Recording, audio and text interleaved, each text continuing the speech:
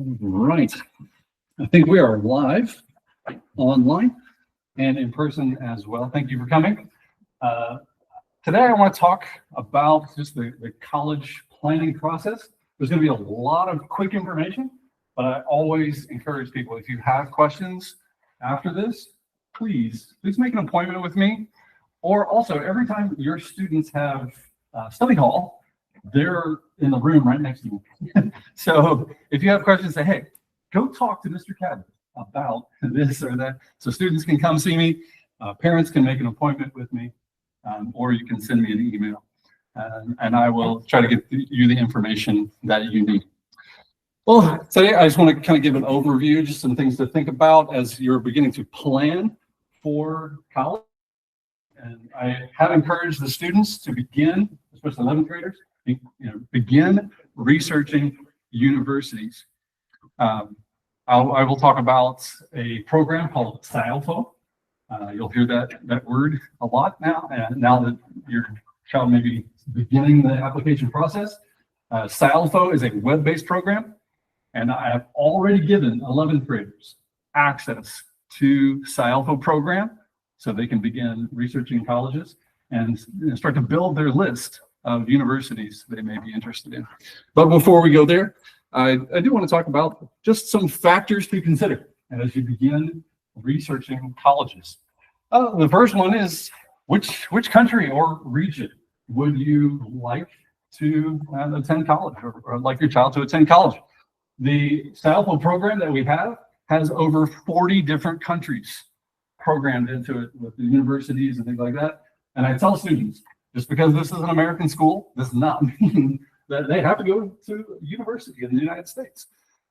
There are students who apply to a variety of places, US, Canada, Australia, Europe, or their home country or passport country. So I have students that apply to some universities in Hong Kong. We have some students who apply to universities in Japan as well. So there's a variety of places where people apply. So don't just think of the United States, but are there other countries where your child may be interested in going to college? And what region or state? Is there a specific city that you would like to go to? Do they already know a specific university? Maybe you went to a university and you would like your child to attend that university as well. Our family, we love Asbury University. My wife's grandfather taught there. Her father went there. She went there. All her siblings went there. She and I met there. My kids are now there. So maybe there's that kind of school in your family. It's like a legacy school. And also, think about networking. Are there people in the United States that your friends, actual family members that live in a particular place? And maybe if your child went there, then you have a network, a support network for them as well. Again, I mentioned my kids. My wife's parents live 10 minutes away from campus. And so we know that they have a family that's close and can support them, encourage them. So is there networking in a particular place where your child can go to college? Other factors are the type of college or university. There are private schools versus public schools, religious versus non-religious schools. Is that a priority for your family? Is there a specific technical training school? There are some universities that really specialize in particular technologies, or they have departments that are really good at a particular major. Well, start your research there. And is there a community college, 2-year college, or 4-year? Do they want a 4-year degree? So start there. What major do they want to go into? What degree do they want to obtain? And what school is the best fit for that?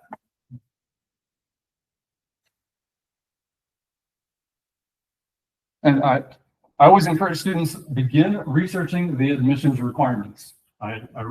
We're in the process right now of actually polling students. What classes are you interested in your high school classes for next year? I'm already asking them to start thinking about that.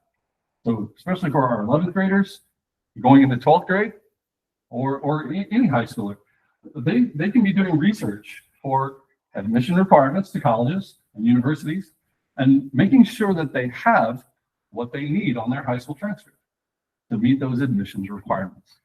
The more competitive the school and the more technical the major, the more they need to pay attention to particular classes that the universities want, like higher maths and sciences in particular. Now, they need to understand what are the GPA requirements for these schools?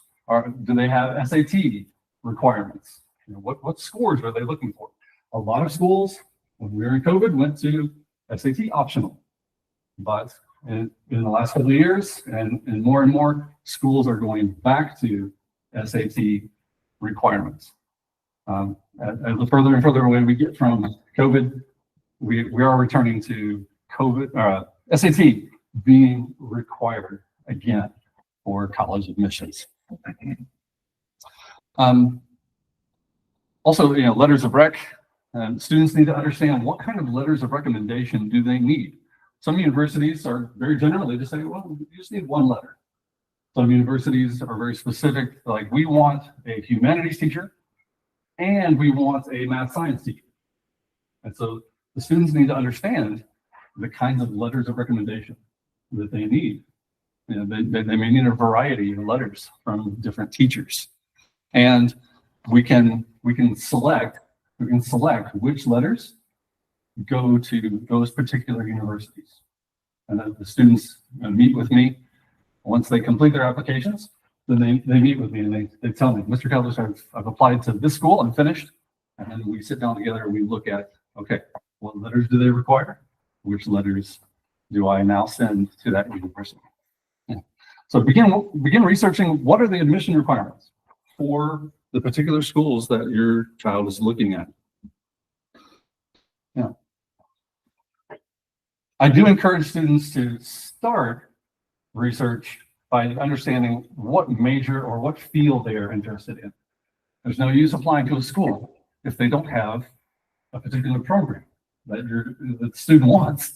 And now, the more general the major, most universities are going to have those programs, like science, law, humanities, education, things like that. But they can begin looking at the school's outcomes as well. Universities will publish data like how many people start that major as freshmen, how many people actually finish and graduate from that program. And so the universities publish this type of information. Some universities also track it to the point of jobs and careers. How many students graduate and get jobs within a year of graduating in that program? And so this is all research that you can do. What kind of student and what kind of worker is this university producing? Yeah. What reputation do these programs have? And I encourage students to look at labor projections. What are the careers that are needing workers in the future? My daughter's going into nursing, and in the United States, there are particular regions of the country that they're desperate for medical staff. So are there jobs? Is there a demand for workers in that particular field? Another factor that you can consider is, what is the campus like for that university? Again, I always come back to Asbury. Asbury is a little tiny school in the middle of the country. And when school is in session with 2,000 students, the population doubles in that small town. Now that's a completely different feel from, say, like NYU. That center picture there is New York University. NYU doesn't really have a campus. It actually has buildings spread out throughout the city, and there's more of a commute in between where a student lives and where a student goes to classes. That's a very different atmosphere. Yeah. So what type of campus do they have? How old is the school and the facilities? Like my daughter lives in a brand new like girls dorm where they have a nice little apartment with 8 girls. And then my son lives in one of the oldest dorms on campus, where it's like, well, they're not too worried about what the guys are going to do to the dorm. They're going to tear it down soon. But yeah, how old are the facilities? What are the facilities like? What is the student enrollment? And what's the student to professor ratio for classes? That's big. I tell students, if you want an atmosphere like Morrison, then you probably need to look at a smaller school. Maybe a Christian school. And if you go to a bigger university and you may be in a lecture hall with 100 to 200 students or more in your general classes. So what kind of atmosphere do you want for your classes with the student to professor ratio? So what are the sports and extracurriculars like? For some of our athletes, we have great athletes, but if they go to a big school, well, they may not have a chance on sports teams. But a smaller college or university might let them try out and play at the college level. And then again, what is the support system? What kind of services do these universities have on campus to support students who are far away from home? So how do they support international students? How do they support students who need help with writing or tutoring in their classes? So what are the support systems for those schools? And then we always come to a tough subject sometimes, and that's the financial part. I know that there are some families that university tuition is not an issue, and for other families, it's very important, and it's something that as a family you need to talk about. But students need to understand how the family finances will affect their university choices. And I always tell people if as soon as they have kids, it's like, do you have a college fund for your because we started a college fund as soon as our kids were born. We started investment in college funds, and so even though our income is not huge, I don't have to worry about the tuition for my children. We have enough in our investments that it'll be paid for, as long as they get some scholarship, and we get that cost down as much as they can, and then money is not an issue. But that's something that I do encourage families to start talking about. Again, the cost of school is going to be different, whether it's private, whether it's public, whether a student is a citizen of that country or an international student. That's going to affect the cost. In the United States, if you have a U.S. passport, but you're not a resident of that state, then that also affects the tuition. And so that's something to investigate. And even, I will say, even though you have a house, let's say, for example, you have a home in, say, California, that may not give the student state residency because they haven't actually lived there. So these are things that you need to talk to the universities about, and what do they use? What criteria do they use to determine whether a student is citizen and a state resident? And then also the difference between scholarship and financial aid. Scholarship is based on their grades, their GPA, their SAT scores, and that will give the university may give them money, whether they're a citizen or international. They may give them money based on their academic performance. Financial aid is usually going to be more for the citizens of that country. So the big difference there. Scholarship is academic. Financial aid is income and need-based, and usually for citizens of that country. Okay? Yeah. Just a reminder here, the FAFSA is a federal form. U.S. citizens must complete a FAFSA, a federal financial form. Yeah. Now, in the last couple of years, the FAFSA has gone through a lot of changes, and so I'm trying to keep up on that. It has changed. It now opens up in October, and the third line there.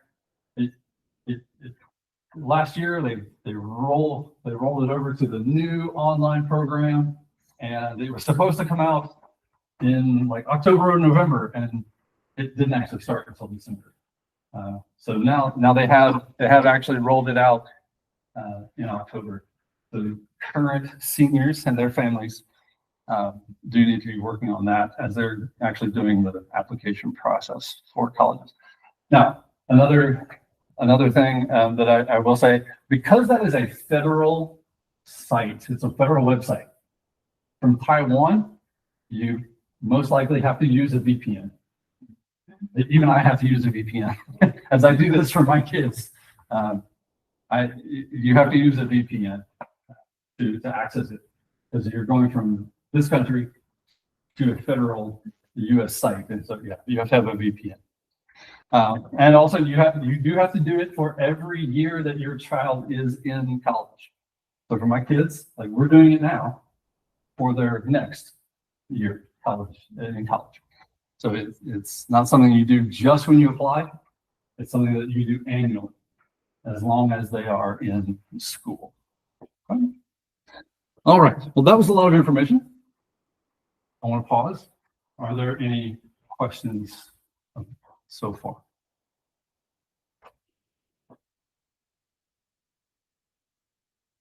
Pretty straightforward. Okay. Good. Okay. Yeah. There are anyone who has a question about the FAFSA, you can send me an email. I'll try to find information for you. But there are a lot of websites and videos, tutorials on FAFSA. Okay. For 11th graders, I already met with them, but any high schooler can use this College Board site. It's called Big Future, and Big Future is a place where they can do research on college majors and how those relate to careers. So again, I encourage students to start there. Like, what do they want to do? And then what majors will get them to their goal. And so Big Future, I've already introduced students to that, especially 11th graders. So there's also, in Big Future, there's also college searches as well. Now, there are a lot of these tools online. And the program that I mentioned before, SciAlpha also has a page, which is a college search page. You kind of set the criteria. What kind of university are you looking for? And it helps to narrow down that list, or at least get them to colleges and universities that they may have never heard of, but might be a good fit for them.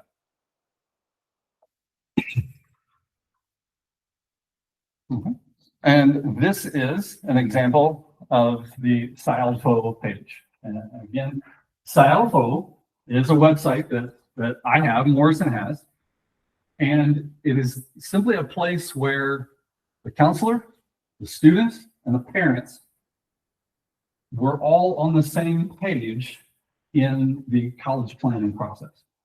So as soon as students complete their personal information on the profile page, that includes parent information, a parent contact.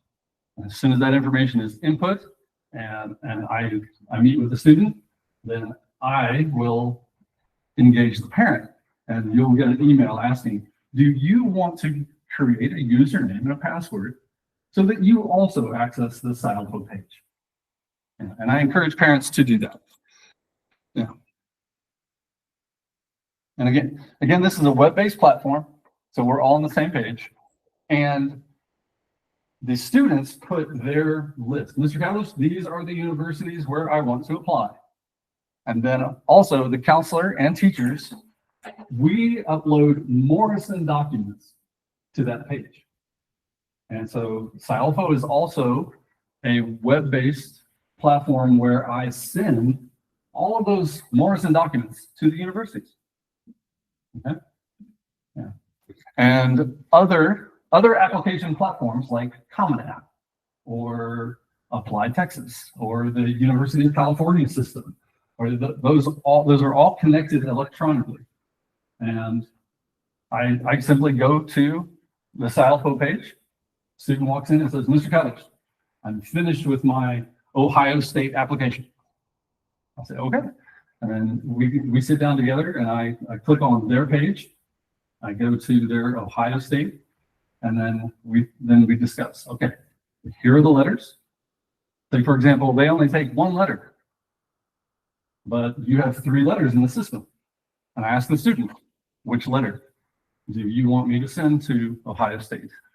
And then after we have that conversation, with just a simple click, it goes. And then the students communicate with that university to confirm that the documents have been received. I also ask students to any admission decision, whether it's a yes, yay, or sorry, you have not been accepted. I ask them to communicate that with me. I track that information in SciAlpha as well. So after we have several years of data, I can begin to advise parents and students a little more on if a student comes and says, Mr. Cowles, I would like to apply to this school over here. And I can look in the system and see, okay, how many of our students in the past have applied to these universities? How many of them were deferred? How many of them were accepted? How many of them were declined? And so in the future, that data will help me to better advise the students about their likelihood of being accepted to certain universities. So I track all of the acceptances and admission decisions in SciAlpha. All right. Essay writing. I do encourage students, especially 11th graders, to begin researching what are the essays that the universities are looking for, where they're going to apply. And my recommendation to them is they research that, and they actually use their summer between grades 11 and grade 12 to actually draft those essays. Yeah. Now it's their choice. And I know some students, they may have summer programs or camps that they go to. That's fine. But I advise students to at least be doing the research and drafting, practicing some of those essays. If they write their essays early, I simply ask them, just put it in a Google Doc. You may not be able to put it in the application yet, but you have a draft of your essays and different types of essays that universities are going to ask for. And then when it comes time to actually complete those essays, they're not starting from scratch. They actually have some of their thoughts and essays already written. Some students, for example, if they use Common App, they can put up to 20 universities into Common App. Do one application, one essay, and apply to up to 20 schools. And so, for example, my daughter, I think she applied to, I think, 7 schools. 6 of them were in Common App, and 1 was not. And so she wrote those during the summer. And so August 1st, Common App rolls over and you can begin applying for the next year. So before her senior year ever started, she had finished her essays and uploaded them into Common App. So 6 of her 7 schools were done before she even started her senior year. Now, that may not be possible for all students, but that's just an example of how if the students work in the summer on those essays, it eliminates a lot of the college application work during their senior year when they also have a lot of academic work. So that's something that I recommend to students. Start early and get the applications done as soon as you can. And use things like Common App to help in the application process. And essays are a very, very important part of that. So there are different prompts. So know the prompts. What are the questions that universities are asking? Start early. I recommend the research now and even start to do those during the summer. And I encourage students to stick to their style. What's their writing style? What's their voice? You know, that's something that the English teachers said, like, what's your voice when you write? And it's great to get advice. And I tell students, I will read your essays if you give them to me early and say, hey, Mr. Kellish, what do you think about this? I will give advice. And maybe some teachers might be willing to give advice, but we have to be careful how much we influence or help them with these essays, because it needs to be them. It needs to be their voice. Yeah. And also, understanding the expectations helps the students stick to the length that the university wants. And yeah, again, it gives them time. When they do it early, they have time to reread it and rewrite it and work on it to improve it as much as they can.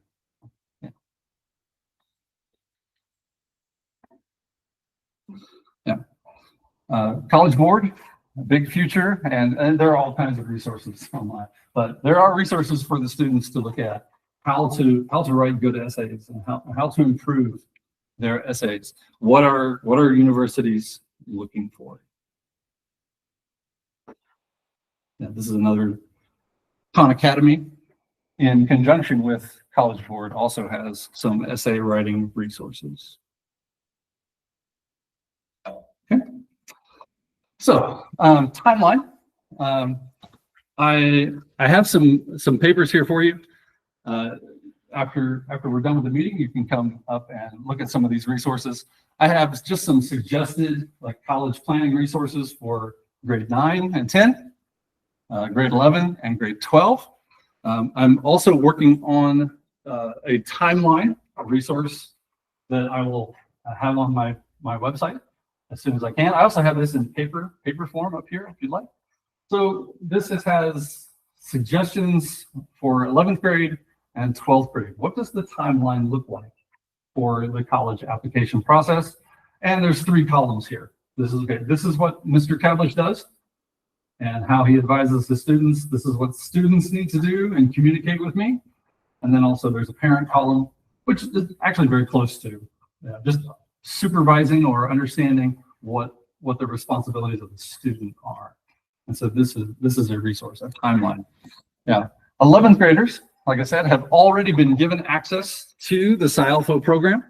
I encourage them to begin researching and universities and admissions. 11th graders can already start inputting universities into their lists, and parents, as soon as the child puts you in their profile, then you will also have access to SciAlpha. Start working and researching over the summer and begin drafting essays. When we start school, as seniors, I will meet with them about every 2 weeks and just check in with them. How are you doing in your college applications? And I encourage parents, especially 11th grade parents, please come and see me sometime during semester 2 now. And when your child is a senior at the beginning of semester 1, please come see me and make sure that we're all on the same page and that we're understanding what your plan is and your child's plan is for colleges. A big date in my timeline for students is October 1st. There are a lot of things that the students need to do. They need to put their colleges in SciAlpha. They need to be talking to teachers. Would you please write a letter of recommendation for me? The students need to tell me who those teachers are. They need to be working on their essays. And the reason I said October 1st as kind of my suggested deadline is there are some universities who have early application deadlines as early as October 15th. So by the time we get to October 1st, there are some students who their university documents and plan and letters of recommendation need to be in place and ready to go. And so again, that's something that I will work with the students on in August and September as seniors to kind of meet that October 1st deadline. Is everything ready to begin your application process, students? Another important thing to consider in the application process is early action and early decision. These are different rounds of applications. After these early application rounds, there are just regular application deadlines. But these early action and early decision are very important. And you especially need to understand the early decision. Early decision applications, you can only apply to one school early decision. And it is actually contractual. You as parents will sign a contract. The student signs a contract, and I sign that contract. And what it means, you're saying, university, if you accept my child, they will go to your university. So that's a contractual agreement. So that decision has to be made very, very wisely. Now, if students just want to get their applications done early and get a decision early, then they need to do early action. They're going to apply earlier. They're going to get an admission decision earlier, but they're not contractually bound. They're just doing it early. Okay, and so there are students, some of our students now, they did early action, and some of our seniors, they are already receiving admission decisions. And so now they still have time to adjust. And they're like, well, I didn't get into this school that I wanted, so now they can adjust their list. We can still add universities to their list as long as the deadline is in a reasonable time, and we're ready to meet that deadline. Okay? Yeah. But early action and early decision deadlines, some of them are as early as October 15th, and then November 1st, 15th, and 30th are other really big deadlines. University of California is like everything's like November 30th. They adjusted it this year and made it, I think, November 2nd, I think, but yeah, it's about that time of year where a lot of schools have their deadlines. So is it only schools for the US or is it Well, school? I have students who have deadlines from other places in the world that they're completing those now. I have some students who their applications aren't due until January, or there are some that are due in March. And then there are some universities like Australia, Korea, places like that. They will not even begin the application process until after they graduate. Yeah. So this is very US heavy, yes. Now, the Canadian schools are going to be later in like January, February. Many of the Canadian schools. But yeah, I'm doing application tracking and sending documents well into the summer after some of the students have even graduated. So,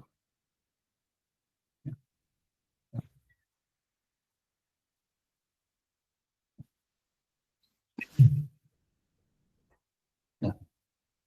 Again, I recommend students.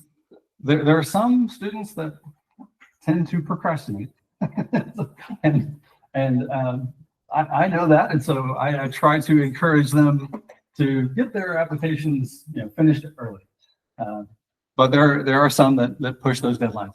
But I ask students to get their applications in and inform me, and then I try to send the documents before the deadline. Now, most universities, they will hold pretty tight to the student meeting the deadline. If support documents trickle in a little bit after that, that's okay, but I try to get them there as soon as possible. Yeah. Yeah. So yeah, I'm the one who sends all of the documents to the universities. But this is an important note. Like, students need to track the documents in the university portal. For example, like University of California, I sent out a lot of documents. And so I can sit down with the student on Scialfo and I can show them at this date and this time, I sent your documents to the University of California. But the student needs to log on to their UC portal, like the website, and then there are indicators there when that university actually processes that document. And so the time between when I send it and when the university actually like indicates that on their website, sometimes that can be weeks in between, because they are dealing with thousands of applications. And so again, that's something I want to emphasize. The student needs to be, monitoring their university portal and making sure that the university finally catches up, processes that document, and then posts it online. Yes, the university was actually seen your transcript and your letters of recommendation and things like that. Yeah. All right. Want to pause there. Again, a lot of information. Are there any questions?